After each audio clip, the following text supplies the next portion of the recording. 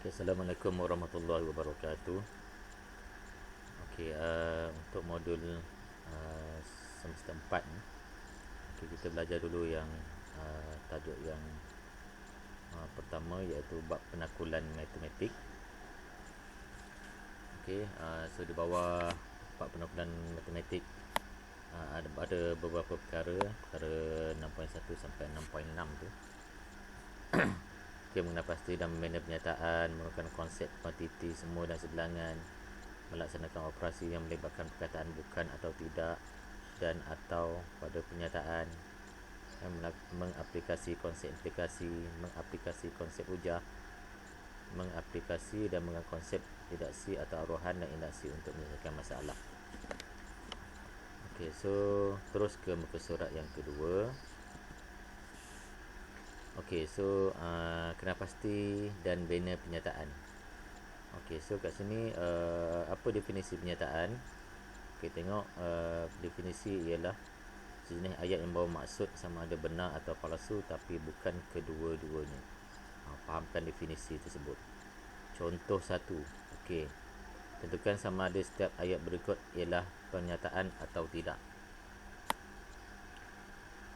Okey, kalau kamu tengok segi empat sama mempunyai empat sisi yang sama. Okey, ini adakah ini pernyataan atau bukan pernyataan? Okey, so nak tahu pernyataan atau tidak, mesti ada soalan tersebut mesti disertakan dengan jawapan. Makna ayat tu tak tergantung. Contoh, segi empat sama mempunyai empat sisi. Ni cerita pasal segi empat sama. Apa cerita dia? Cerita dia menceritakan segi empat sama ni mempunyai empat sisi yang sama. Makna ayat tu lengkap, tak tergantung. So ini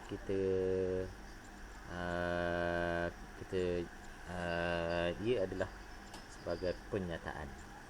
Dan kalau kita nak tentukan dia benar atau palsu, segi empat sama ni memang mempunyai empat sisi yang sama. So dia adalah pernyataan yang benar. Okey, yang B 5 kuasa 2 sama dengan 125. Okey, kalau jenis soalan yang dibagi macam ini, 5 kuasa 2 tu soalan, jawapannya sama dengan 125. So ada soalan, ada jawapan. So ia adalah pernyataan. Tapi kalau dia bagi 5 kuasa 2 saja sama dengan 125 tu tak ada.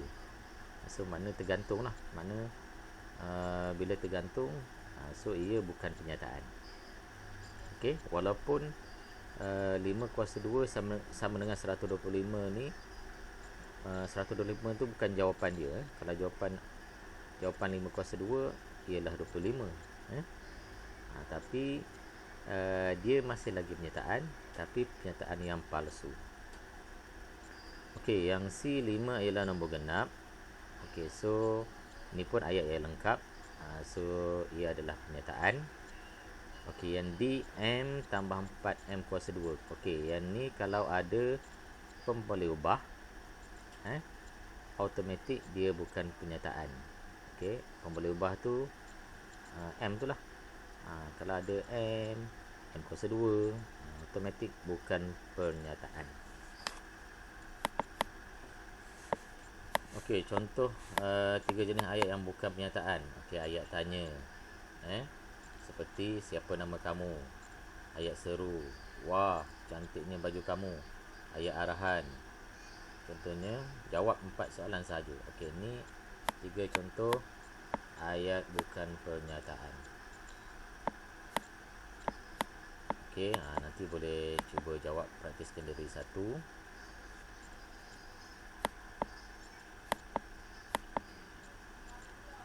Okey, tentukan sama ada setiap ayat berikut ialah pernyataan atau tidak. Okey, yang pertama, 3 ialah nombor ganjil. Okey, ini ialah pernyataan. So 3 ada jawapannya.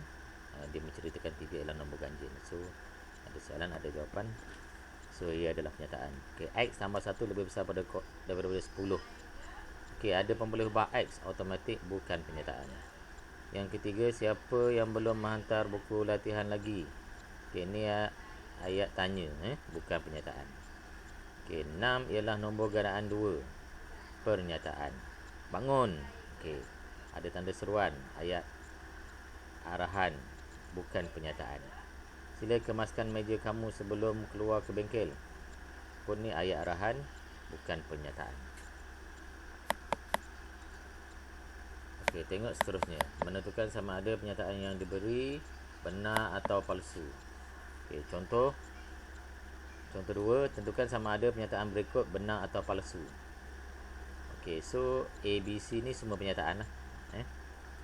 Tapi kita nak tahu dia pernyataan benar ke ataupun pernyataan palsu. So 9 ialah integer. Okey, so kita hanya ada 2 integer saja, iaitu integer positif dan integer negatif. Okey, so 9 integer positif. So dia adalah pernyataan benar. Okey, B 8 lebih besar daripada 12. Okey, walaupun jawapannya salah, tapi dia adalah pernyataan pernyataan apa? Pernyataan palsu. Okey, C jumlah sudut pedalaman segitiga ialah 360 darjah. Okey, dia adalah pernyataan palsu. Sebab apa? Sudut pedalaman segitiga 180 darjah sahaja.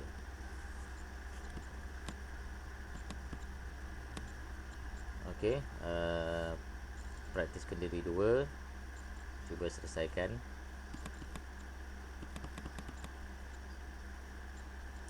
Okey, 6.1.3 membina pernyataan benar atau pernyataan palsu menggunakan nombor dan simbol matematik.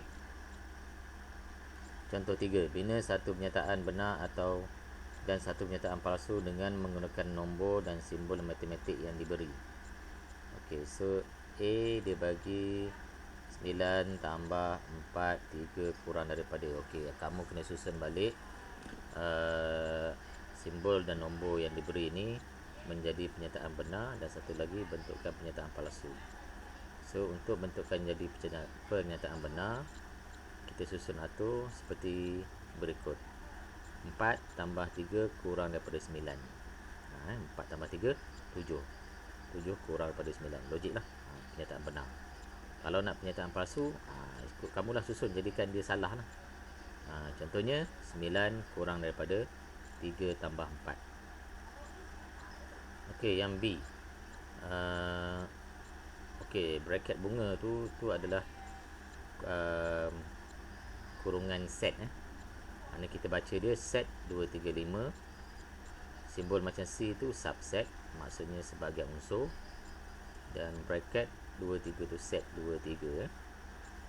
Okey, simbol macam C tu subset bermaksud sebahagian unsur. Okey, sebahagian unsur ni maknanya unsur dalam satu set ada dalam set lain. Tu sebagai unsur lah. So kita nak jadikan dia pernyataan benar. Set 23 ada dalam set 235. Maksudnya unsur 23 ada dalam unsur set 235. So kita kena susun dia menjadi bracket 23 subset bracket 235. Itu pernyataan benar lah. Kalau nak pernyataan palsu, set 235 subset 23. Dia palsu sebab apa? Sebab mana boleh sebab unsur 5 tak ada dalam set 23. Okey, maklumat yang B, maklumat berkaitan bidang vocational. Okey, cuba jaya contoh 3. Okey, yang ni kita nak bentukkan A tu menjadi pernyataan benar. Kurungan matematik, subset, sains, union, bidang vocational. Okey, yang ni okey, simbol C tu subset sebagai unsur. Simbol macam U tu union, kesatuan, bermaksud semua unsur. Okay, so kita nak jadikan dia pernyataan benar. Kita susun menjadi matematik, union sign, subset bidang vocational. Itu pernyataan benar. Kalau pernyataan palsu, bidang vocational, subset sains, union matematik, ataupun bidang vocational, subset matematik, union sains pun boleh juga.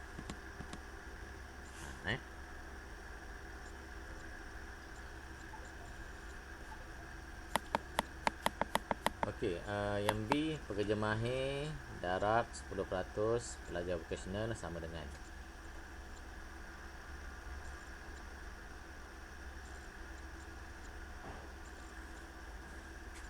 Okey, yang ni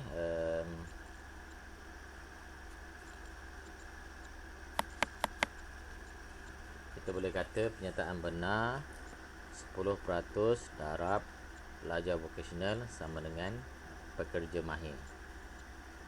Pernyataan palsu 10% darab pekerja mahir sama dengan pelajar vokasional. Itu palsu. Mana boleh kita nak kita sasaran KB pekerja mahir ni 10%. Maknanya 10% daripada mana? 10% daripada bilangan pelajar vokasional. Baru kita dapat bilangan pekerja mahir berapa.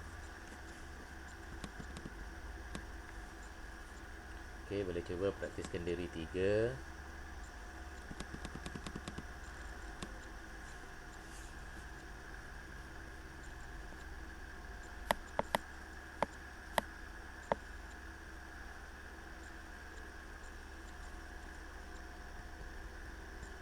Okey, kita sambung pada video yang seterusnya.